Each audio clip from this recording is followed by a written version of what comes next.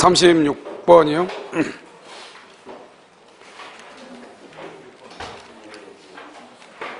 아까는 쑥스러워서 말을 못했는데요. 홍삼을 잘 마시도록 그렇게 하겠습니다. 갑자기 쑥스러워가지고요. 자요. 예. 자, 36번이요. 36번. 매매가라서 영역 틀린 것은 이렇게 돼 있어가지고요. 1번. 매매대금은 시가에 따르기로 한다는 계약은 유효이다. 우리가 이러면요. 시가 그러면 우리 좀 뭐죠? 대금이라는 것은 대금을 결정할 수 있는 표준이 있으면 되거든요. 그래서 시가에 따르기로 한다. 그것은 유효이다. 이렇게요. 2번요. 타인의 토지에 대한 매매계약은 원칙적으로 유효이다, 무효이다? 유효. 그 다음에 3번요. 매매 목적 부동산의 인도와 동시에 줄 것이고 인도와 동시에 매매대금을 지급하기로 약정한 경우 다른 약정이 없으면 매매대금은 줄고요. 물건이 있었던 장소 그러면 큰일 나요. 인도 장소요. 인도와 동시 인도 장소 이래야 돼요. 물건이 있었던 장소 그러면 안 돼. 알겠죠? 항상 정답은 그렇게 나와요. 3번이 정답이죠? 자, 4번은요. 원칙적으로 매매계약에 있어서 채무의 이행비용, 채무 봐봐. 다른 것이 아니고 채무이행이라고 되어 있죠? 그럼 채무이행은 누가 해야 돼요? 그건 채무자가 해야 되겠죠? 채무자. 그래서 채무의 이행비용은요. 누구다? 채무자 비용. 그 다음에 계약비용이요. 계약. 그것은 쌍방이 균분이에요. 왜 쌍방이 균분이냐? 그러면 중개수수료 보면 알겠죠? 중개수수료. 그러면 중개수수료는 어떻게 하죠? 그것은 매도인, 매수인이 각자 내는 거죠? 자, 5번은요. 매도인이 매매계약 체계로 목적물인 토지의 소유권을 제3자에게 뭐란다? 증여한 경우 매매계약은 유효이다, 무효이다? 유효이죠. 왜요? 계약 체결 이후 제3자에게 증여했다. 이중양도죠. 이중양도도 유효가 원칙이다. 이런 말이죠. 그 다음에 37번은요.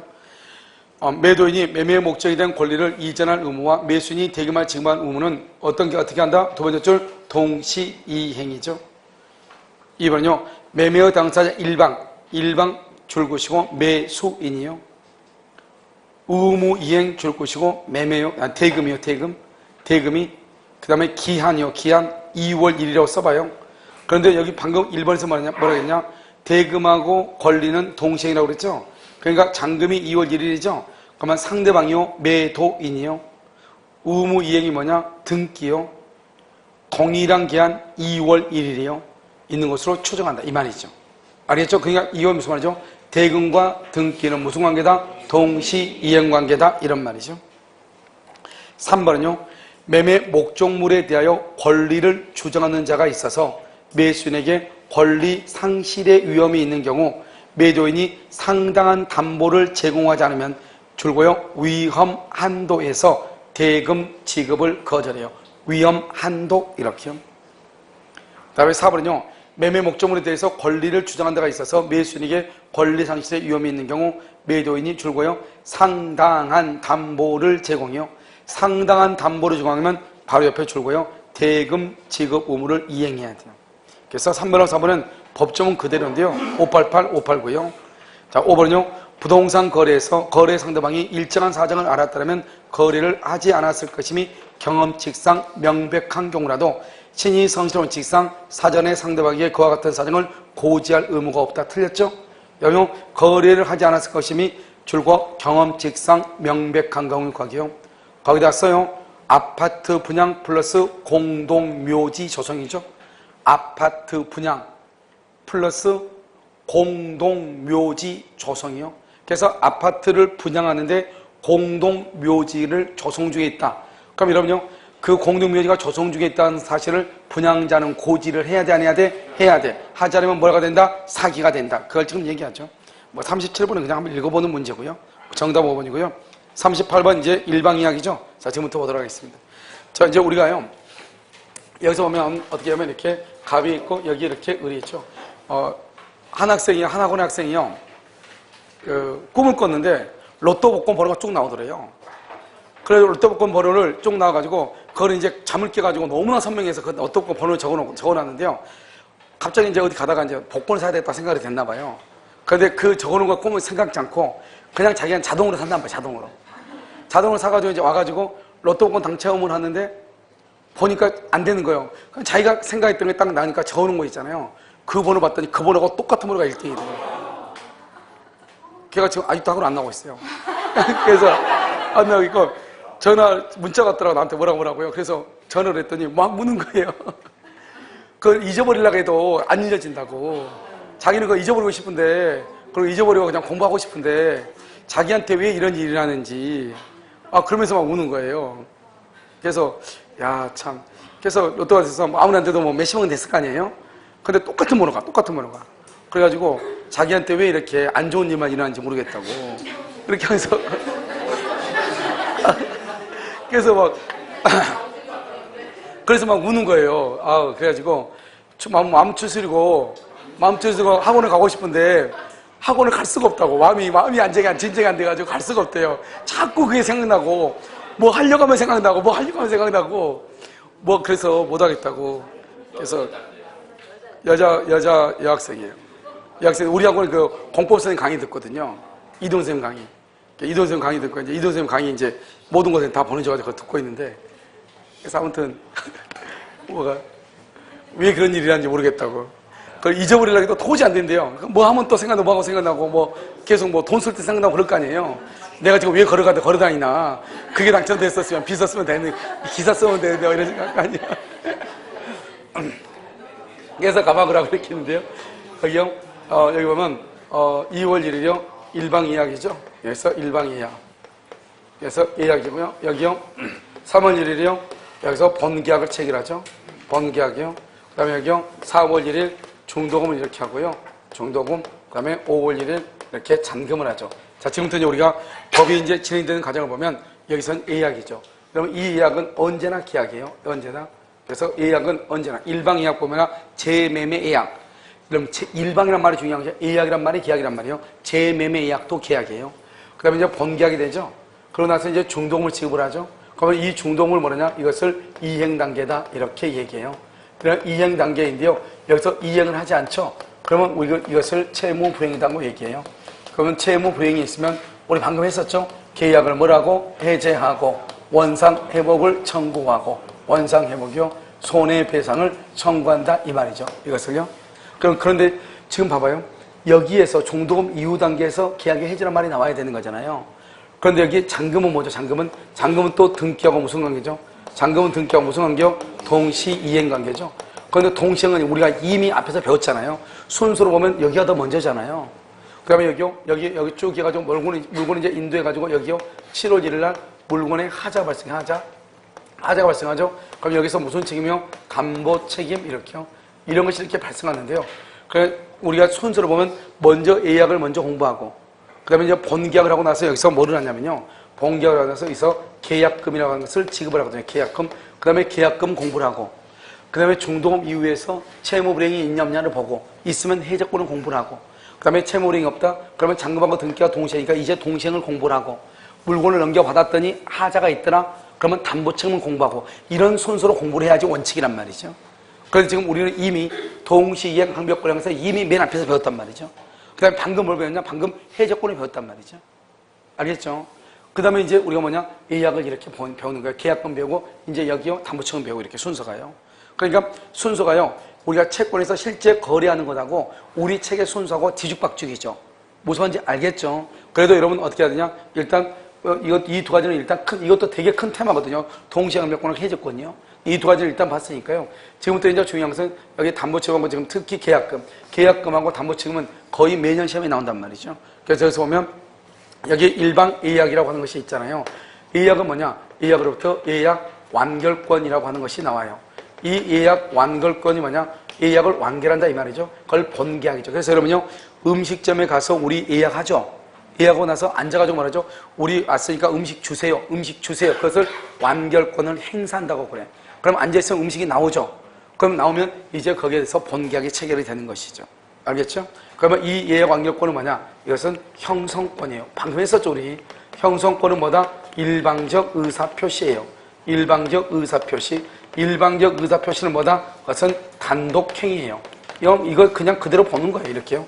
그래서 여기 보면 예약 완결권, 형성권이죠? 형성권이니까 뭐 한다? 가등기할 수 있고, 양도할 수 있고, 상속할 수 있고, 다 할 수 있단 말이죠. 만약에 예약 완결권이 가등기가 돼 있죠? 그러면 본계약을 체결하고 등기하려면 가등기 의무자, 즉 양수인에게 본등기를 청구하는 것이 아니고 누구한테? 양도인에게 청구하는 것이고 일방적이죠. 일방적이란 말은 상대방의 동의를 요하지 않죠. 그래서 한번 봐봐요. 여러분 음식점 예약하죠. 예약하고 가가지고 그 음식점 들어가가지고요. 혹시 우리가 아까 예약을 했던 사람들인데요. 혹시 여기서 음식을 먹어도 될까? 이렇게 물어본 사람 있어 없어? 없죠. 그냥 들어가서 뭐라고 그래요? 가자마자 우리 예약자예요? 이렇게 하고 어디에요? 이렇게 얘기하죠. 그건 뭐냐? 상대방의 동의를 받을 필요가 없는 것이에요. 그 다음에 그런데 뭐를 해야 돼요? 의사를 표시해야 돼요. 말로 해야 된다 이 말이죠. 그런데 봐봐. 이 사람이 만약에 이 사람이 우리가 손님이라고 하고 이게 음식점 주인에게 해봐. 그러면 보통 예약 완결권을 누구한테 가지고 있다? 고객이 가지고 있거든요. 완결권은요. 그럼 고객이 가지고 있는데 시간이 다 됐는데 안 오는 거예요. 그러니까 갑이 을한테 물어볼 수 있어 없어? 있죠. 올 거냐 말 거냐. 그래서 갑이 을한테 채고를 했어. 을에게 채고를 했는데 을이요 아무 말을 하지 않는 거예요. 전화했는데 올 거예요 말 거예요 물어봤더니 전화 탁 끊어버려. 그럼 이 사람 온다는 거야 안 온다는 거야? 안 온다는 거죠. 그래서 예약은 효력을 뭐한다? 잃는다. 효력을 잃는다 이렇게 얘기해요. 그 다음에 이건요 우리가 이제 예약원권 단독이죠. 단독이니까 원칙적으로 조건이나 기한을 붙이면 안 돼요. 그런데 여러분 조건 붙일 수 있죠. 뭐라고 쓸 수 있죠? 몇 명 오세요? 우리 10명인데요 혹시 한 명이 초과될 수 있고 한 명이 안 될 수도 있어요. 이렇게 얘기해야 안 해요? 하죠. 그럼 주인이 뭐라고 그래요? 그 정도는 우리 괜찮아요 이렇게. 원래는 조건 붙이면 안 되죠. 한 명이 더 초과될 수도 있고 한 명이 더 부족할 수 있다. 그러면 안 되죠. 단독행위니까. 그런데 상대방의 동의가 있으면 조건을 붙일 수 있거든요. 근데 우리가 음식할 때 그러면 주인이 뭐라고 그래요? 그 정도는 괜찮습니다. 우리가 조정할 수 있어요. 이렇게 얘기하잖아요. 그러면 조건을 붙인다 이 말이죠. 한 명 더 갈 수도 있고 못 갈 수도 있다 이렇게. 그래서 우리는 단독행위는 원칙적으로 조건을 붙이지 못하지만 당사자 간의 합의에 의해서 상대방의 동의가 있으면 조건을 붙일 수가 있다 이런 말이에요. 그래가지고 이제 계약을 하면 본계약이죠. 이 본계약을 주된 계약이라고 하고요. 계약금 계약을 뭐라고 한다? 종된 계약이고 계약금 계약을 요물계약이라고 얘기하는 거예요. 그러면 요물계약이 뭐예요? 요물계약이라는 것은 현상광고, 대물변제, 계약금 계약, 보증금 계약. 그래서 현대계보에서 여기 오면 현상광고, 현대계보, 현상광고죠. 대물변제죠. 그 다음에 계약금 계약이죠. 보증금 계약이죠. 알겠죠? 현대그룹이 돈을 제일 좋아해요. 알겠죠? 그래서 요물 현대계보. 그래서 계약금 계약 이렇게. 그러면 이 계약금 계약은 요물이라는 것은 반드시 계약금을 지급을 해야 돼요. 만약에 계약금을 1,000만 원을 주기로 했다. 1,000만 원을 지급하지 않으면 계약금 계약은 없는 것이에요. 계약금을 500만 원 지급하고 계약을 해지할 수 있는가? 절대로 안 돼요. 알죠? 그런데 우리가 배우고 있는 것은 채권법이죠.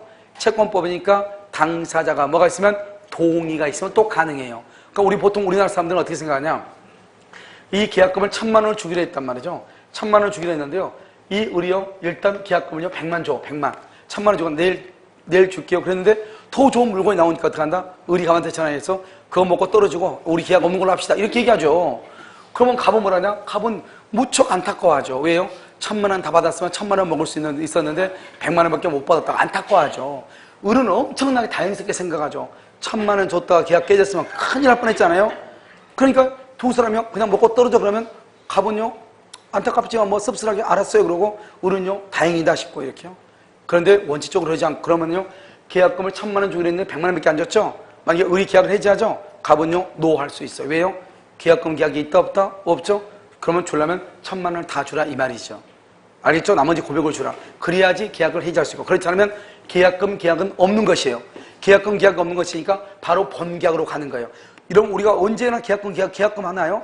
이러면 우리 편의점에 가서 우리 껌 사죠. 껌 사면 껌 하나에 100원, 1,000원인가? 100원인가? 아니 1,000원. 1,000원. 껌이 1,000원이잖아요. 이런 껌이 1,000원이면 우리요 계약금으로 10% 100원 줘 안 줘? 줘? 바로 잔금 주고 바로 가져오는 거잖아요. 할머니한테 콩나물 1,000원치 살 때 100원 주고 계약금 걸어요? 안 걸죠? 바로 주고 사죠. 우리가 여러분요 계약서 쓰고 계약금 주고 중도금 주고 계약하는 것은 평생을 살아갔을 때 몇 건 안 돼요. 우리는 부동산 중개를 하다 보니까 그 사람들이 하는 것은 한두 건이지만 여러 사람들을 우리가 중개를 하다 보니까 계약금 쓰고 중도금 주고 잔금 받고 우리가 옆에서 보는 거지 중개를 하면서. 실제로 내가 중도금 주고 잔금 주고 이런 계약을 하려면 그것은 상당한 부동산 거래가 있어야 되는 거죠. 부동산 거래 빼고 여러분요 뭐 자동차 같은 거 빼고 웬만한 거래를 할 때요 잔금 다 바로 주고 그냥 계약을 하지. 계약금, 중도금 줘요? 그런 건 없죠. 그래서 우리가요, 평생을 두고 단 한 번도 중도금 주는 계약을 안 해보는 사람도 있어요. 알겠죠? 잔금만 주고 계약하는 사람이 있다고. 알겠죠? 평생을 갔을 때. 그러니까요, 이런 것들이 반드시 계약금 계약이 있다고 생각하면 안 된다고. 그러니까 계약금을 주기로 했는데 안 주죠? 그럼 바로 뭐냐? 바로 중도금 단계예요. 그러니까 이 사람은요, 자기 멋대로 계약을 해지할 수 있다, 없다? 없는 것이에요. 그래서 여러분요, 얘기했잖아요. 서울에서요, 사건이 있었는데 13억짜리인데 13억짜리인데요. 그러면 어떻게 하냐? 1억 3천을 줘야 되는데요. 이 사람이 1,000만 원만 계약금을 준 거예요. 그리고 내일 아침에 1억 2천을 넣기로. 그런데 갑자기 이 사람이요, 나 당신하고 계약 안 할 테니까 그거 너 먹고 떨어지고 이렇게 했단 말이죠. 그리고 내가 1,000만 원 다시 해줄 테니까 너 1,000만 원이니까 2,000만 원. 2,000만 원 다시 입금시켜줄 테니까 너 그거 먹고 떨어지고 너가 나하고 계약 넘는 걸 하자. 이 사람 뚜껑 열려고 소송을 정했어, 소송을요. 왜? 1억 3천인데 내가 지금 1,000만 원 줬는데 그러면 나한테 1억 3천을 줘야지 이 사람이. 왜 1,000만 원이냐? 소송을 제기해가지고 둘이 뭐라냐면 조정을 했어요. 조정을 해가지고 8,700인가 9천, 아무튼 9천 가까이 돈을 받고 조정하는 거 끝났어요. 무슨 말인지 알겠죠? 그러니까 계약금 계약이라는 것은 이것이 무슨 계약이냐? 요물이라고 하는 것이 아주 중요해요. 요물. 반드시 지급을 해야 되는 것이요. 그런데 이러한 계약금 계약도 그것은 임의 규정이니까 당사자 간의 합의에 의해서 충분히 돈 안 주고 계약을 해지할 수도 있어 없어? 있다. 그런데 저쪽에서 반대하면 어쩔 수는 없다. 알겠죠? 그 다음에 계약금은요, 중도금을 지급하기 전까지 준 사람은 포기하고 받은 사람을 두 배를 주고 계약을 해지할 수 있죠. 이것을 우리는 뭐라 한다? 해약금으로 뭐를 해? 추정한다. 이렇게 해약금으로 추정. 그런데 문제는 뭐냐면 여기요, 우리가 중도금이 만약에 4천이다. 그러면 이 중도금을요, 4천만 원을 다 주면 이행당겨요. 당연히요. 중도금 중에서 4천이 아니고 2천만 줬다. 2천. 이건 중도금의 일부를 줬죠. 그래도 이행단계예요. 그러면요, 계약금을 포기하고 절대로 계약을 해지를 못해요. 알겠죠? 그런데 중도금 날짜 4월 1일이죠. 그런데 내가요, 계약했는데 갑이요, 계약을 해지할 것 같아. 너무 싸게 팔아가지고. 그러면 나는 계약을 해지를 못하게 만들어야 되죠? 해지를 못하게 만들려면 어떻게 해요? 중도금을 지급해야 되는데 중도금 날짜가 4월 1일이잖아요. 그러면 기다릴 수 없죠? 불안해서. 언제요? 여기요, 3월 25일 날이요, 중도금을 지급할 수 있어. 미리서. 알겠죠? 그러면 이때부터 이행단계. 이때부터는 더 이상 계약금을 포기하고 계약을 해지할 수가 있다 없다? 없는 것이에요. 알겠죠? 그러니까 상대방이 계약을 해지하려고 한다? 해적권을 만들려면 미리서 중도금을 지급해버리면 돼요.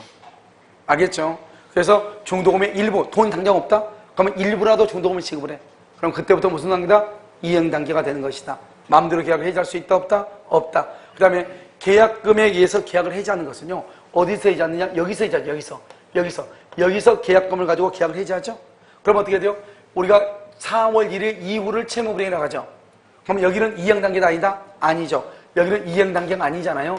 이행단계가 아니니까 채무불이행이라는 말이 나와 안 나와? 안 나오죠. 그래서 채무불이행이란 계약의 해제라든가 채무불이행이란 원상회복이라든가 손해배상이라든가 이런 말이 나온다 안 나온다? 안 나온다. 계약금에 의해서 계약을 해지할 때.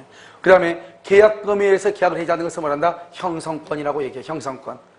알겠죠? 그러니까 뭐다? 일방적 의사표시죠? 해지할 때 상대방이 동의를 받아 안 받아? 안 받죠? 그러니까 갑이 만약에 계약금을 1,000만 원을 받았어. 그러면 2,000만 원을 주고 계약을 해지하면은 을이 뭐라고 하냐? 나 이 계약 해지하기 싫은데 필요 없어. 2,000만 원 딱 주고 해지한다고 말하면 그 자리에서 계약은 무효가 되는 것이에요. 소급해서. 알겠죠? 그런데 을이요, 갑이 2,000만 원 줬는데 을이 그것을 수령 받지 않아. 자기는 필요 없다. 안 받는데 끝까지. 그렇다고 해서 뭐 할 필요가 없다. 공탁을 시킬 필요가 있다 없다? 없다. 왜 그러냐? 해적권은 형성권이고 형성권은 일방적 의사표시고 일방적이라는 것은 상대방의 동의가 필요가 없기 때문에 계약금의 2배를 주고 해지한다고 하면은 그 자리에서 계약이 해제가 되는 것이지 상대방이 수령하지 않는다고 해서 공탁을 시킬 필요는 없다. 이런 말이죠. 알겠죠? 그래서 공탁시킬 필요가 없다. 이렇게. 여기까지 이제 우리가 뭐냐? 계약금인데 중요한 것은 여기요. 이 사람이 4월 1일 중도금 단계에서는 아무 말이 없다가 갑자기 중도금 이후 단계 또는요, 중도금을 2,000만 원 주고 나머지 2,000원 줘야 되는데 2,000원 안 주거나 중도금을 줬는데 갑이 갑자기 뭐라냐? 우리 아들내미가 여기 와서 산다 하니까 너가 나하고 계약 없는 걸로 하면 안 돼. 또 이렇게 얘기한단 말이죠. 알겠죠? 그럼 여기에서 무슨 문제가 있을 수 있겠죠? 잔금 있기 전에. 여기에서요, 일방. 어느 일방에 채무불이행이 있다. 이 말이죠. 그럼 채무불이행이 있으면 그럼 어떻게 되냐? 당연히 계약을 해제해야죠. 그 다음에 손해가 있으면 손해배상을 청구해야죠. 그런데 손해를 얼마를 청구할 거예요? 얼마? 손해가 있다고 하는 것을 어떻게 증명을 해요? 이러면 우리가 음식점에 가가지고요, 예약을 했단 말이죠. 그럼 예약을 했는데 갔더니 주인이 뭐라 하냐? 당신하고 예약 손님을 착각해가지고 다른 사람한테 줬네요. 이렇게 얘기하죠. 그럼 내가 가가지고 뭐죠? 음식 주세요 그랬는데요. 음식이 지금 있어 없어? 없죠. 음식 주세요가 예약 완결권 행사거든요. 그럼 본계약이 성립됐거든요. 그럼 본계약이 성립됐으니까 음식이 나와야 되는데 안 나오죠. 그러면 채무 불이행이거든요. 그럼 채무 불이행이니까 손해배상을 해야 될 거 아니에요. 그럼 손해배상을 얼마나 하냐고. 음식이 나오지 않음으로 해서 내가 입은 손해가 얼마냐고. 물론 이제 거기가 택시비 받아야 되겠죠. 배고픈 거 얼마 뭐 해가지고 위장이 놀래가지고 이렇게 그 손해배상을 어떻게 할 거예요? 그렇잖아요. 그러니까 미리서 이렇게 일방의 잘못이 있어가지고 계약이 해제될 것에 대비해서 미리서 손해배상액을 정할 수 있다 이 말이죠. 이것을 우리는 뭐라고 하냐? 그것을 위약금 특약이라고 하는 것이에요. 위약금 특약. 알겠죠? 그런데 이 위약금 뭐냐? 우리가 흔히 말하는 계약금. 이 계약금 받은 것을 위약금으로 하기로 특약을 하는 거죠.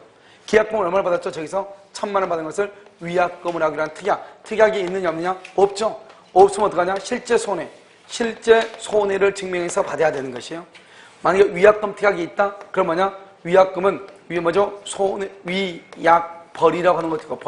위약벌. 그다음 또 뭐가냐? 손해배상의 예정. 손해배상의 예정으로 추정하기도 하는데 먼저 손해배상 예정으로 추정하는 걸 먼저 봐.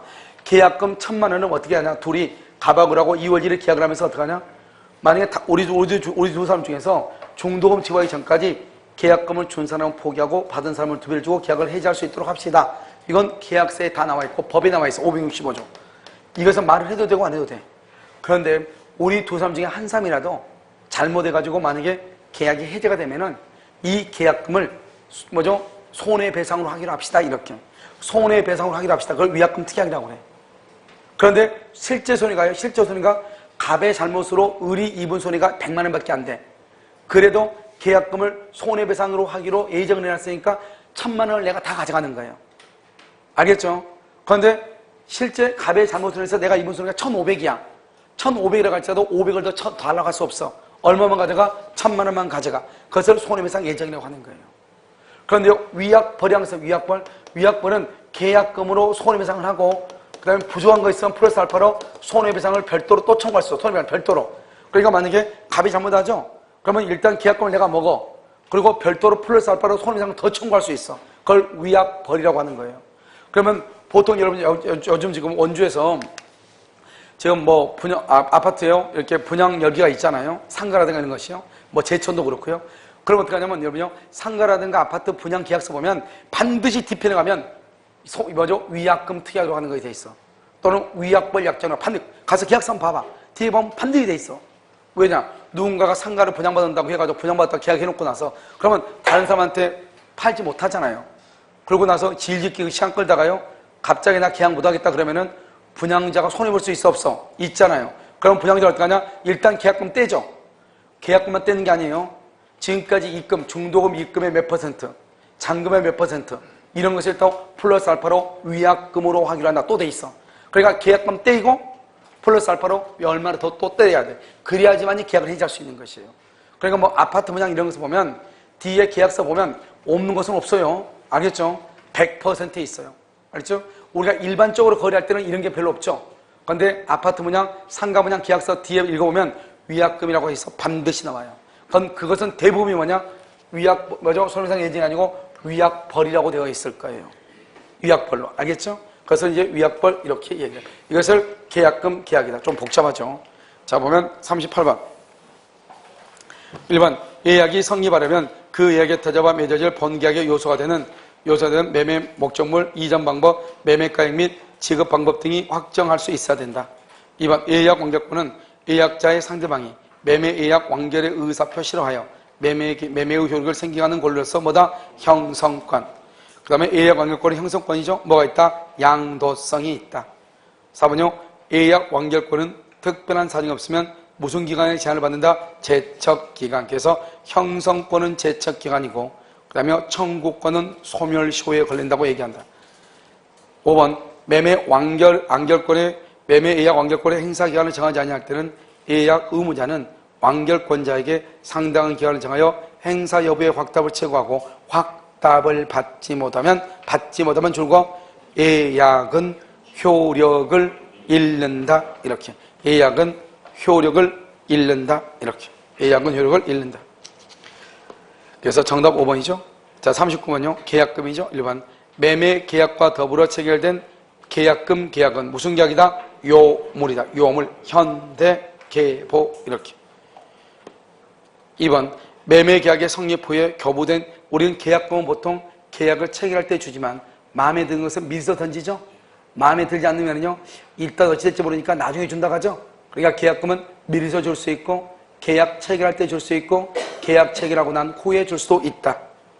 3번은요. 계약금 계약은 금전 기타 유가물의 교부를 요건으로 하므로 계약금 지금 약정만 한 단계, 계약금 지금 약정만 한 단계, 아직 계약금 지급했다 안 했다? 안 했다. 해외조건이 발생한다 안 한다? 발생하지 아니한다. 무슨 계약이니까? 요물 계약. 봐봐. 금전 기타 유가물의 교부를 요건, 이 말이 바로 무슨 말이냐? 요물이라고 하는 말이거든요. 요물.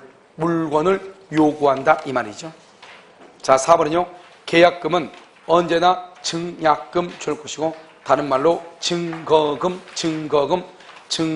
증약금으로 성질이 있다. 옆줄 긋고 불요식 계약이므로 우리나라는 불요식 계약이에요. 우리나라는 계약서가 없어도 계약이 성립해요. 그런데 계약금을 주고받았다고 하는 것은 뭐다?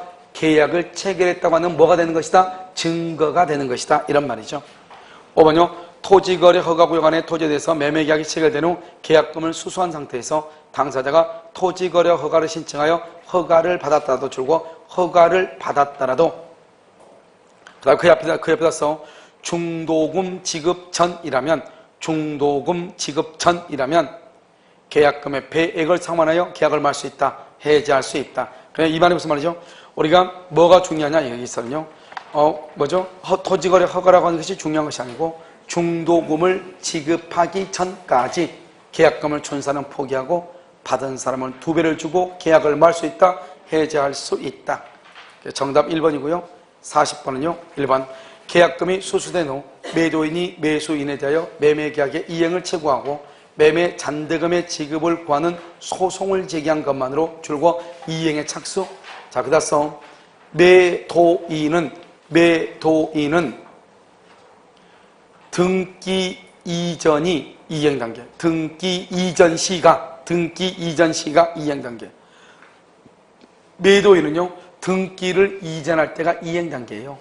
그럼 지금 다시 한번 봐. 그러면 매도인은요 등기를 이전할 때가 이행이라고 그랬죠? 그럼 여기 다시 읽어. 계약금이 수수된 후에 매도인이 매수인에 대하여 매매계약의 이행을 최고하고 매매 잔대금의 지급을 구하는 소송을 제기했죠? 그 말은 무슨 말이다? 너 잔금 빨리 달라 이 말이지. 내가 지금 등기해 줄게 이 말이 아니잖아요. 알겠죠? 그러니까 아직 이행 단계도 아니다? 아니죠. 이행 단계가 아니면 계약금을 포기하고 계약을 해지할 수가 있어요? 없어요? 있다. 계약금을 포기하고 해지할 수 있다 이 말이죠. 자, 2번은요. 매매계약의 일부 이행에 착수했다. 중도금 4천 중에서 3천만 지급했다 이 말이죠. 알겠죠? 일부 이행에 착수 이퀄 이행 단계 이 말이죠. 이것도 이행 단계죠. 계약금을 포기하고 계약을 해지할 수 있다 없다? 없다. 3번은요. 계약금을 받은 매도인이 그 배액을 상환하고 계약을 해지하려면 해제의 의사표시 예외도 반드시 어떻게 하죠? 줄고 계약금의 배액을 이행 제공하여야 거기 줄고 계약금의 배액을 이행 제공하여. 왜요? 오늘 봐봐. 우리가 계약 해제권은 형성권이죠. 형성권은 뭐요? 단독행위죠. 단독행위는 뭐요? 조건을 붙일 수가 있어요? 없어요? 없죠. 그러니까 조건을 붙이지 못하니까 계약금의 배액을 반드시 줘야지. 계약금의 일부만 먼저 주고 해지한다. 돼? 안 돼? 안 된다 이 말이죠. 그 다음에 계약을 해지하려면 해제 의사표시 외에도 배액을 제공해야 되고 상대방이 수령하지 않더라도 줄고 공탁해야 되는 것이 아니다. 공탁해야 되는 것이 아니다. 거기다가 상대방의 동의 X. 상대방의 동의를 요하지 않기 때문에 공탁할 필요가 없는 것이에요. 4번은요. 매매계약을 체결하면서 계약금이 수수되었다 하더라도 계약금을 위약금으로 확인하는 특약이 없는 한 없다 줄고 위약금으로 확인하는 특약이 없다. 손해배상 예정으로 볼 수 있다 없다? 없다. 위약금 특약이 있어야 손해배상 예정으로 보죠. 5번도 4번 틀렸죠? 5번 정확하게 나왔죠? 위약금으로 확인하는 특약이 없다 줄고 위약금으로 하는 특약이 없는 한 바로 밑에 실제 손해만 배상, 실제 손해만 배상받을 수 있다. 알겠죠? 실제 손해만. 정답은 4번. 자, 41번은요. 자, 여기 봐. 여러분요, 우리가 이런 과실이라고 하는 것이 있죠. 과실. 과실이라는 것은 뭐예요? 배나무에서 뭐가 열리는 것이다? 배가 열리는 게 과실 아니에요. 그럼 여기 보면 과실 한번 보면 이렇게 되는 거죠. 여기 이게 매도인이죠. 매도인이 있고요. 여기 매수인이 있죠. 매수인. 그래서 우리가 뭐가 중요하냐? 과실에서는 인도, 점유라고 하는 것이 아주 중요해요. 점유. 그럼 어디냐? 여기 5월 1일 인도를 했다. 인도. 항상 인도가 중요해요. 인도. 인도하기 전 매도인, 인도하고 난 후 매수인이에요. 그래서 항상 인도에 인도. 알겠죠? 그런데 여기서 이제 또 뭐가 있냐면 여기서 2월 1일 계약을 체결하죠? 체결은 아무 필요 없어. 3월 1일 등기를 하죠? 등기 필요 없다. 그럼 내가 몇 번 하는 얘기? 등기된 땅에서 배가 잘 열려? 등기가 안 된 땅에서 잘 열려? 배. 등기가 된 땅에서 잘 열려? 안 된 땅에서 잘 열려?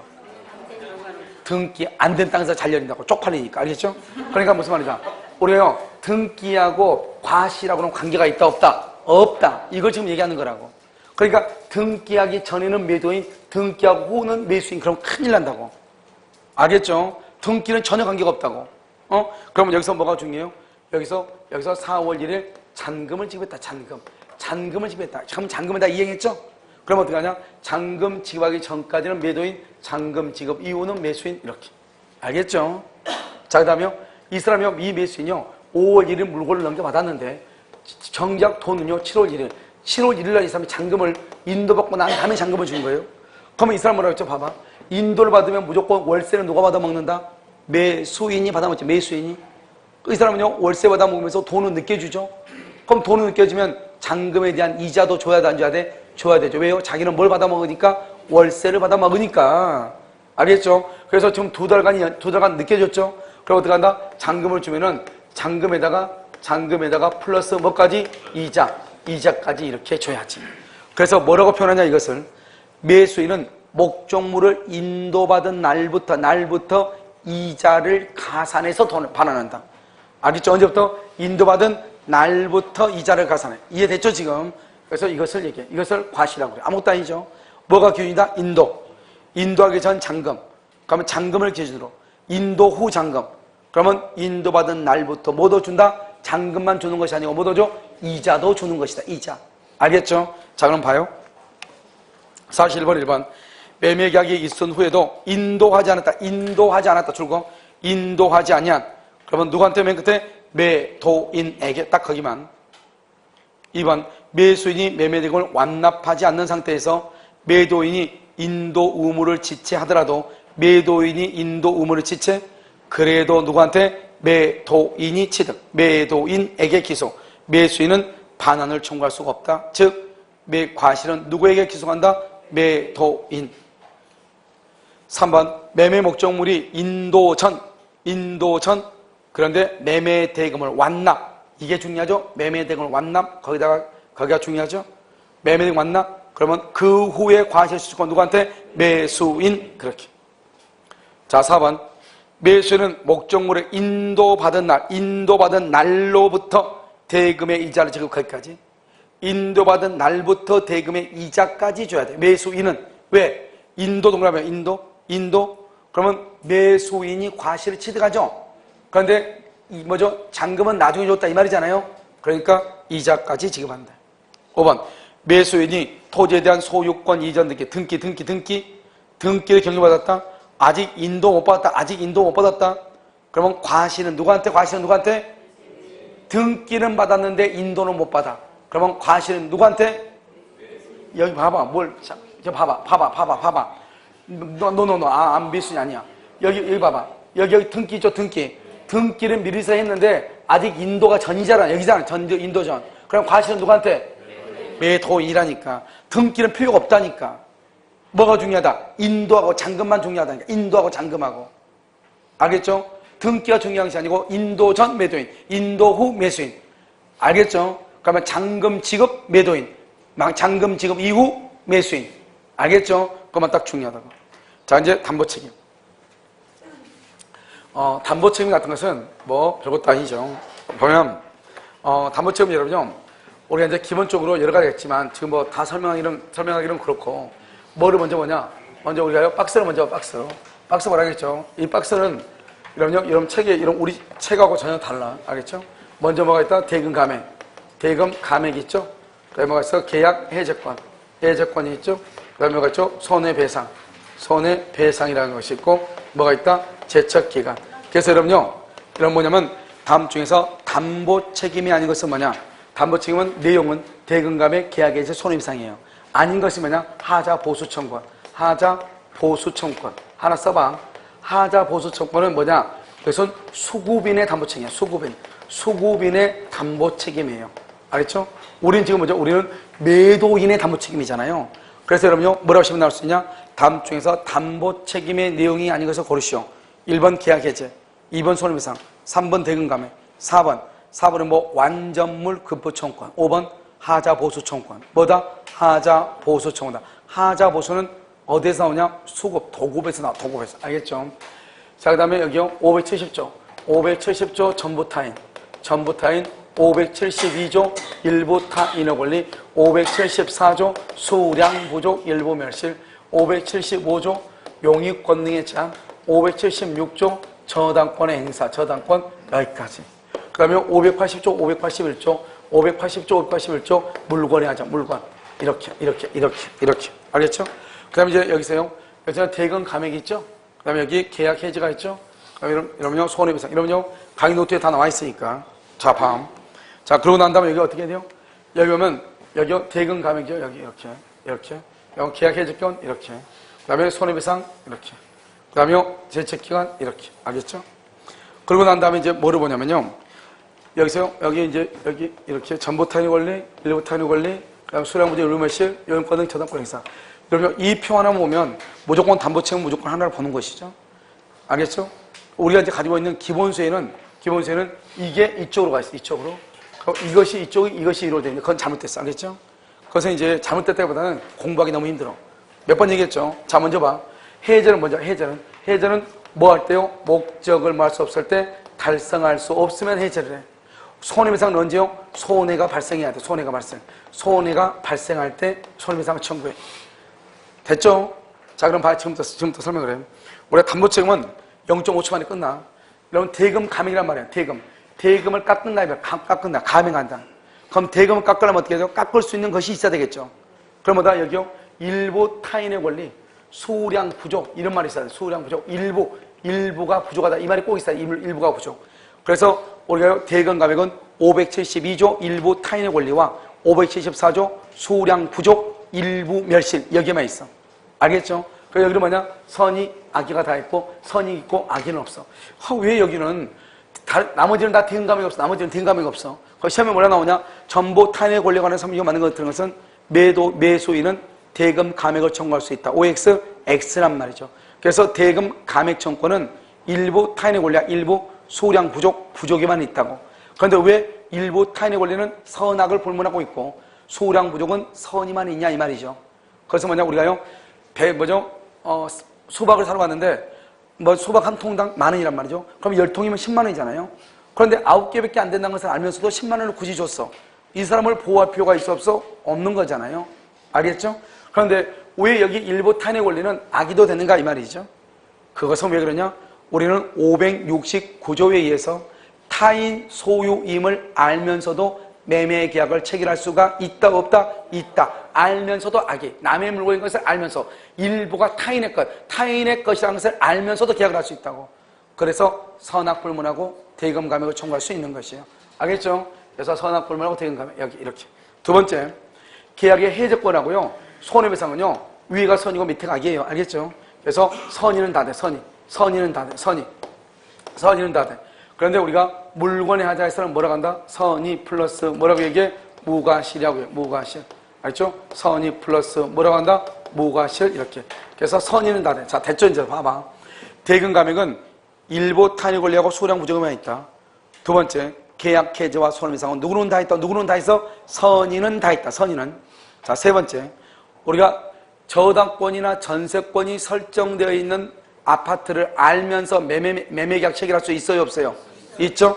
그래서 여기서 보면은 저당권의 행사, 이것은 뭐를 불문한다? 선악을 불문한다. 선악을 불문하고 청구할 수 있다. 선악을 불문하고. 왜요? 저당권의 행사는 저당권이나 전세권이 설정되어 있다는 사실을 뭐하면서도 알면서도 매매 계약을 체결할 수 있다, 없다? 있다, 이 말, 있다. 알겠죠? 자, 두 번째. 세 번째 이제 네 번째죠. 여기 해제권 전부 타인 봐봐. 계약의 해제라는 것은 목적을 달성할 수 없을 때 하는 거라고. 목적을 달성할 수 없을 때 계약 해제는. 그런데요, 전부 타인의 권리는 계약의 목적을 달성할 수 할래야 할 수가 있어, 없어? 없잖아요. 그러니까 여기는 선악법문하고 계약을 해제를 해. 딱 네 가지예요. 이 네 가지만 암기하면 되는데 단부책은 모른다 그러면 말이 안 되죠. 자, 첫 번째 단부책은 뭐다? 일부 대금 감액은 뭐다? 일부가 뭐다? 부족. 대금 감액은 뭐라고? 일부 부족이란 말이 있어야 돼. 일부 타인의 권리, 수량 부족, 일부 멸시. 수량 부족, 일부 멸시. 일부 타인의 권리는 뭐를 보면? 선악불문. 수량 부족은 누구만? 선이만. 그 다음에 계약 해제와 손해배상은 누구는 다 있어. 누구는? 선의. 선의의 매수는 다 어느 경우나 다 선의의 매수는 계약 해제할 수 있고 선의의 매수는 손해배상을 청구할 수 있어. 자, 그 다음에 세 번째. 저당권은 저당권이나 전세권이 있다는 사실을 알면서도 매매 계약을 체결할 수가 있다, 없다? 있죠? 뭐를 본문하고? 선악을 본문. 그래서 저당권, 전세권은 선악본문하고 계약 해제, 선악본문하고 손해배상을 청구할 수가 있어. 그런데 계약의 해제라고 하는 것은 목적을 달성할 수 없을 때 해제하고 문제가 있어도 목적을 달성할 수 있으면 해제를 못해. 그러면 목적을 달성할 수 없을 때 해제하니까 전부가 타인의 권리는 조금이라도 계약의 목적을 달성할 수가 있다, 없다? 없죠? 그래서 전부 타인의 권리는 뭐를 불문하고? 선악을 불문하고 계약을 할 수 있다? 해제. 그래서 선악 불문하고 계약을 해제하는 건 딱 두 개야. 570조 전부 타인의 권리, 576조 저당권 행사. 뭐라고? 선악 불문하고 계약을 해제하는 것은 딱 두 개. 570조 전부 타인의 권리, 576조 저당권의 행사. 이 두 가지는 제척기간이 없어. 이 두 가지는 제척기간이 없어. 선악 불문하고 계약을 해제하는 경우는 제척기간이 없다고. 나머지는 선인 경우 선인 경우는 안 날로부터 몇 년? 1년. 악의 경우는 계약을 체결 한 날로부터 몇 년이다? 1년. 선인은 안 날, 악인은 한 날 이렇게. 알겠죠? 그래서 여기도 1년, 여기도 1년 이렇게 1년. 그래서 벌써 1년짜리 몇 개 있죠? 몇 개? 4개 있죠? 그래서 뭐라 나오냐? 우리 시험에 뭐라 나왔죠? 우리 시험에 다음 주에도 제척기간이 1년이 아닌 것은 뭐 100% 정답은 뭐다? 그것은 570조 전부 타인의 권리다. 570조 전부 타인의 권리는 제척기간이라고 하는 것이 있다, 없다? 없다 이 말이죠. 없다. 그래서 정답은 1번이었다 이런 말이죠. 그 다음에 여기요. 작년, 재작년에 나왔죠? 물건의 하자에서 제척기간은 몇 개월이다? 안 날로부터 몇 개월이다? 6개월이다. 6개월. 그래서 권리의 하자는 몇 년이다? 1년. 물건의 하자는 몇 개월이다? 6개월이다 이 말이죠. 그 다음에 여기 물건 중에서 종류물의 하자. 종류물의 하자에서는 뭐냐? 이 하자에서 종류물의 하자. 종류물의 하자에서는 뭐냐면 여기서 완전물 급부 청구권, 완전물 급부 청구권이라는 것이 있어. 작년, 재작년에 두 군데나 특정물의 경우는 완전물 급부라고 하는 것이 없어요. 어디에만 있다? 종류물에만 있다. 그래서 완전물 급부 청구권이다 이렇게. 알겠죠? 이때 하자는 어떤 하자다? 이때 하자는 객관적 하자다. 객관적 하자. 객관적 하자란 말이 무슨 말이냐? 이것은 카탈로그. 알겠죠? 카탈로그나 검사 성격서. 검사 성격서를 기준하는 것이다. 여러분요, 우리 지금 여기 에어컨 돌아가고 있잖아요. 에어컨이 돌아가고 있는데 강의를 듣고 있는데 춥다? 그러면 에어컨이 문제가 있는 거죠. 그렇잖아요. 나한테 추우면 에어컨이 하자가 있는 거죠. 어떤 분은요, 덥다? 그것도 하자가 있는 거죠. 더우니까요. 적당하다? 그건 정상이죠. 그렇잖아요. 이걸 주관적 하자라고 해요. 주관적. 그러니까 누구한테 딱 맞춰서 할 수 있어? 없어? 없죠. 그러니까 학원 가서 보면 에어컨 때문에 항상 말이 있잖아요. 겨울에 되면 난방 때문에 말이 있고요. 알겠죠? 이걸 주관적 하자라고 해요. 그러면 객관적 하자는 뭐냐? 에어컨 집 옆에 벽면에 보면 뭐가 붙어 있냐? 검사 성격서가 붙어 있어요. 전기는 얼마로 소비되고, 냉방 능력은 몇 킬로칼로리고 이렇게 쭉 돼 있단 말이죠. 그러면 그 상태로의 성능이 있는가를 보는 거죠. 그 상태로 성능이 있다? 괜찮은 것이에요. 그 상태로 성능이 나오지 않는다? 그때 물건에 하자가 있는 것이에요. 알죠? 저 에어컨은요, 하자가 있어요. 왜요? 저놈의 필터 청소는 아무리 해도 빨간불이 꼭 들어있어. 필터 청소하라고. 알았죠? 저건 청소를 했는데도 계속 떠 있어. 하자가 있는 것이죠. 무슨 말이겠죠? 이것을 객관적 하자다. 이렇게 얘기를 해. 이해됐나요, 지금요? 알았죠? 이렇게. 그래서 완점을 곱부 청구는 어디만 있다? 어디만 있다? 종류물에만 있다. 이게 중요해. 종류물에만 좀 봐봐. 책상 걸성한 봐봐. 생긴 게 다 똑같이 생겼잖아요. 여기에서요, 내가요, 10세트를 주문했는데요. 창고에 있는 거죠. 그런데 하나가요, 망가졌어요. 그러면 다른 것으로 갖다 달라고 하면 되죠. 그것을 완전물 급보 청구라고 그래요. 무슨 말인지 알겠죠? 그래서 이것을 얘기하는 것이다. 이것은 우리 담보 책임이에요. 끝이죠, 이게. 알았죠? 그래서 이걸 보고 먼저 한번 42번 한번 볼까요? 570종. 전부 타인의 권리죠? 1번, 매도인의 소유가 아닌 토지에 대한 체결된 계약은 유효이다, 무효이다? 유효, 무효가 아니다. 맞죠? 2번, 매매 계약의 목적이 된 권리가 전부 타인에게 속한 경우 매도인이 그 권리를 취득하여 매수인에게 이전할 수 없다면 선의의 매수인은 뭘 할 수 있다? 해적권을 행사할 수 있다. 그러니까 선이니까 선이 계약 체결일이다. 그러면 안날이다. 계약을 체결한 날로부터 1년이에요? 안날로부터예요? 이런 봐봐. 여기 전부 타인의 권리는 제척기한이라는 것이 있다 없다. 아까 선악불문하고 계약을 해지한 것은 두 가지. 전부 타인의 권리와 그 다음에 저당권 행사는 두 가지는 제척기간이 있다겠어요? 없다겠어요? 없다겠죠. 그러니까 1년 그러면 안 되죠. 제척기간이 없다 그래야지. 없다. 알았죠? 제척기간은 제한이 있다 없다? 없다. 항상 이런 식으로 나온다니까. 이걸 말을 만들어가지고. 자, 3번 한번 볼까요? 타인의 권리 매매에서 목적물을 매수인에게 이전할 수 없게 된 것이 줄고 오직 매수인의 계획사유. 오직 매수인의 계획사유. 그럼 담보 책임 없죠. 담보 책임이 없다. 4번, 타인의 권리 매매로 인한 담보 책임의 내용으로 손해배상. 죄송해요. 여기 봐봐. 우리는요, 원래 담보 책임은 원시적 불능하고 관계가 되거든요. 그럼 원시적 불능이면 원칙적으로 무슨 이익이다? 신뢰 이익이잖아요. 그런데 판례가요, 전부 타인의 권리와 일부 타인의 권리, 이 두 가지 손해배상은 무슨 이익 배상이다? 이행이익 배상이다. 이행이익. 이 두 가지만. 전부 타인의 권리와 일부 타인의 권리에서 판례가 뭐라고 하겠다? 무슨 이익? 이행이익. 4번 한번 볼까요? 4번. 타인의 권리 매매로 인한 담보 책임의 내용으로 손해배상은 줄고 이행이익 배상으로 원칙. 이행이익 배상 아주 중요해. 알겠죠? 5번은요. 매매계약 당시 매매 목적물이 타인의 소유임을 알지 못한 선의의 매도인 줄고 선의의 매도인은요. 그 재산권 전부를 이전할 수 없는 경우 매매계약을 말 수 있냐? 해지할 수 있어요? 해지할 수 있다? 선의의 매도인 빡세요. 선의의 매도인이 맨 끝에 계약을 해지할 수 있어요. 근데 옆줄 긋고 해지할 수 있다? 옆줄 긋고 뭐라고 쓰냐? 옆줄 긋었어요? 거기다가 뭐라 쓰냐면 매수인이 선인 경우하고 악인 경우. 매수인 선인 경우는 배상하고 악인 경우는 손해배상 없이 계약을 해지할 수 있다. 해적권 행사. 그래서 매수인은 해적권 행사 이렇게. 매수인이 선이면은 손해를 배상하고 매수인이 악이면 손해배상 없이 해적권 행사한다. 누가요? 매도인이.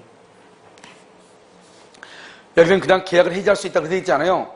어떻게 해지하냐? 매수인이 선일 때는 손해를 배상하고 해지하고 매수인이 악일 때는 손해를 배상하지 않고 해지한다 이런 말이에요. 알겠죠? 이걸 571조라고 얘기해요. 571조.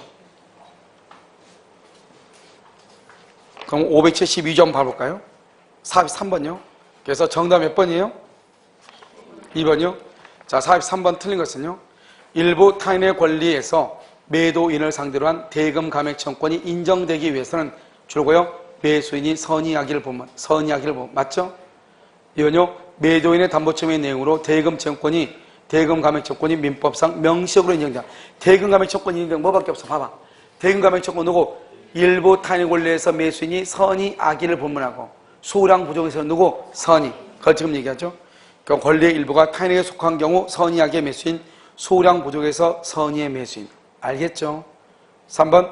매도인의 담보 책임에 기한 매수인의 대금 감액 청구권은 매수인이 선의 줄고 매수인 선의는 한날이다 안날이다. 안날, 한날 그러면 안 되죠? 아기 동그라미, 아기는 안날이다, 한날이다, 한날이다. 그래서 1년 바뀌었죠? 3번이 틀린 거예요. 선이는 언제부터? 안날로부터. 아기는 언제부터? 한날로부터. 4번은요. 매수인이 사실을 안날이라고 하는 것은 뭐냐? 안날.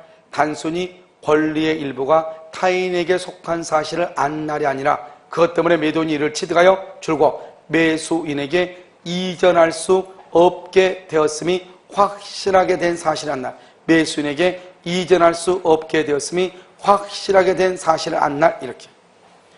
자, 5번. 매매 목적이 된 권리의 일부가 타인에게 속함으로 인하여 매도인이 권리를 취득하여 매수인에게 이전할 수 없게 된 경우 매도인이 선의의 매수인 줄 것이고 선의의 매수는 손해배상을 청구할 수 있죠. 이때의 손해배상은 무슨 이익이다? 이행이익. 그래서 570조와 572조에서의 손해배상은 무슨 이익배상이다? 이행이익이다. 자, 그러면 3번이 정답이죠. 44는요. 갑은 을과 토지 1000평, 그냥 평이라고 해 그냥 1000평을 평당 100만 원에 매도하는 계약을 체결했으나 토지가 800밖에 되지 않았다. 토지가 800밖에. 그럼 봐봐. 여기 첫 번째 줄 봐봐. 갑은 을과 토지 1000평방미터를 그 다음에 줄고 평방미터당 100만 원. 그렇게 돼 있죠? 자, 봐봐. 그 말이 반드시 있어야 돼. 항상 우리는 뭐냐? 평방미터당 100만 원 이렇게 돼 있죠? 이 말을 평방미터당으로 뭐라냐? 면적을 이 말이죠. 면적을 100만 원을 가격 결정의 중요한 요소로 파악했다 이 말이죠. 면적을요. 이것을 뭐라 한다? 이것을 수량을 지정한 매매다. 이렇게. 수량을 지정한 매매. 이것을 뭐라 한다? 아파트 분양이다. 이런 말이죠. 이런 말이 있을 때만, 이 말이 있을 때만 수량 부족이고 아무 말이 없이 봐봐.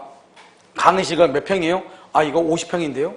아, 그래요? 아, 그럼 이거 5천만 원에 사고 팔고 합시다. 이렇게 했단 말이죠. 그랬는데 측량하니까 45평이에요. 그러면은 500만 원 반환해달라고 청구를 못해요. 반드시 어떻게 계약을 해야 돼요? 평당 100만 원에 5천만 원에 합시다. 이렇게 해야지. 알겠죠?